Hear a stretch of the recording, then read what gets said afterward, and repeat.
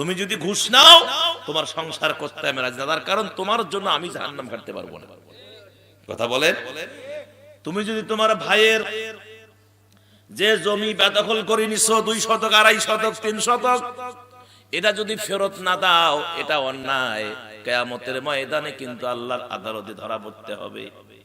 এরকম অনেক ভাই আছে নিজের ভাইয়ের সম্পদ বেদখল করে, অনেক ভাই আছে নিজের ভাতিজার সম্পদ বেদখল করে, অনেক ভাই আছে প্রতিবেশীর সম্পদ বেদখল করে, অনেক ভাই আছে আমার ভাইরা প্রতিবেশীর হক আদায় করে না, বরংস প্রতিবেশীর প্রতি জুলুম করে। কথা বলেন ঠিক কিনা?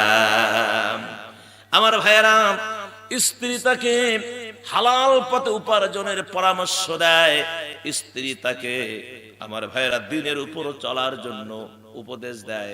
যে স্ত্রীটা তার স্বামীকে দিনের উপর চলার জন্য উপদেশ দেয়, পরামর্শ দেয়, ওই স্ত্রীটা কিয়ামতের ময়দানে মা আসিয়ার সঙ্গে আল্লাহর জান্নাতে চলে যাবে। সুবহানাল্লাহ। সে আসিয়াকে আসিয়া হলো ফেরাউনের স্ত্রী। কথা কন কার স্ত্রী ছিল? ফেরাউনের স্ত্রী ছিল। আমার ভাইয়েরা, এই ফেরাউনের স্ত্রী দেখেন আমার মায়েরা, আপনারা তো অনেক সময় স্বামীকে বদদোয়া দেন, এসদ গিয়ে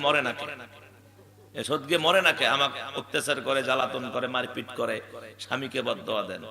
আসিয়ার মতো অত্যাচার, ফেরাউন আসিয়ার মতো অত্যাচার তো পৃথিবীতে আর কোনো মহিলার হয়নি।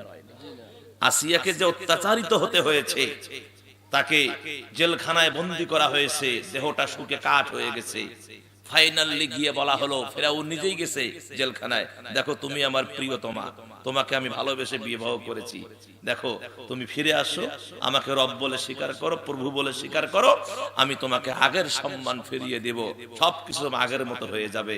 আসিয়া বলেছেন, কখনো না, জীবন চলে যেতে পারে, তোমাকে রব বলে স্বীকার করতে পারি না, কেননা আমার রব হলো যিনি আমাকে সৃষ্টি করেছেন, তামাম কুল কায়নাতের যিনি মালিক। সুবহানাল্লাহ। এ আমার মুসলমান ভাইয়েরা, আসিয়াকে নিয়ে আসা হলো, শুয়ে দেওয়া হলো। 2টা রাওয়াত এসেছে, একটা রাওয়াত হলো আসিয়াকে শুয়ে দেওয়া হলো, পেরাকের উপরে তক্তি বিছিয়ে দেওয়া হলো, ওই তক্তির উপরে পেরাক মারা হলো, পেরেক মারার পরে ওই তক্তিটা উল্টিয়ে দেওয়া হলো, ওই পেরেক গুলো লক লক লক লক করতেছে, এর উপরে আসিয়াকে শুয়ে দেওয়া হলো। অন্য এক রাওয়াতে এসেছে আসিয়ার হাতের উপরে পেরেক মারা হলো, পায়ের উপরে পেরেক মারা হলো, হাতিয়ার তামাম দেহটা পেরেক দিয়ে জর্জরিত করা হলো, তবুও আসিয়া একটা বারের জন্য স্বামীর প্রতি বদদোয়া দেয় নাই। একটা বারের জন্য স্বামীকে বদদোয়া দেয় না। আল্লাহকে বলে, আল্লাহ আমার স্বামীকে ধ্বংস করে দাও, একথা আসিয়া বলে নাই।